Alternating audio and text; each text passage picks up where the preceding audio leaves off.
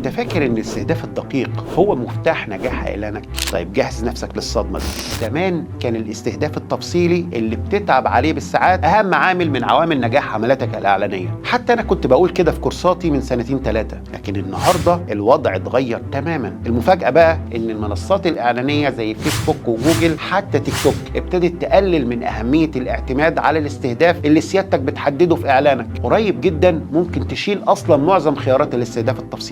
ليه؟ لان ببساطه انت من غير ما تقصد بتبوظ نتائج اعلاناتك بنفسك. لما بتبالغ في الاستهداف كل ما تضيق الدايره كل ما تقل فرص وصول اعلانك للناس المهتمين فعلا بمنتجك او خدمتك. هتقول لي كلامك مش مظبوط، ده انا بحط استهداف تفصيلي وشايف ان النتائج بتاعتي كويسه. هرد عليك واقول لك دلوقتي ممكن، لكن المنصات الاعلانيه بتتطور بسرعه كبيره. قريب هتلاقي ان التركيز كله مش على الاستهداف لكن على حاجه اهم بكتير، المحتوى. ايوه انت سمعت صح، اللي بينجح دلوقتي مش الاعلان اللي يعرف يوصل للناس الصح، لكن الاعلان اللي الناس ما تقدرش تعمل له سكيب. محتوى جذاب ومفيد هو ده اللي هيحدد نجاحك. عايز نصيحتي؟ بدل ما تضيع وقتك في الاستهداف التفصيلي ركز على انتاج محتوى يخاطب جمهورك، يثير اهتمامهم، يخليهم يتفاعلوا معاك. لان المستقبل بيقول الاعلانات الذكيه هي اللي بتسيب المنصات تشتغل على حاجه اسمها Advantage Detailed Targeting، وده انك تسيب الذكاء الاصطناعي اللي في المنصات دي هو اللي يستهدف، وسيادتك تركز على الابداع في الاعلان نفسه. وعلشان تاخد شغلك لمستوى اعلى وتفضل سابق المنافسين ليك ابعت لي دلوقتي سواء على الواتساب او من خلال موقعي ده. انا هنا علشان اساعدك تخلي اعلاناتك جاهزه لمستقبل السوق صح. مستنيك،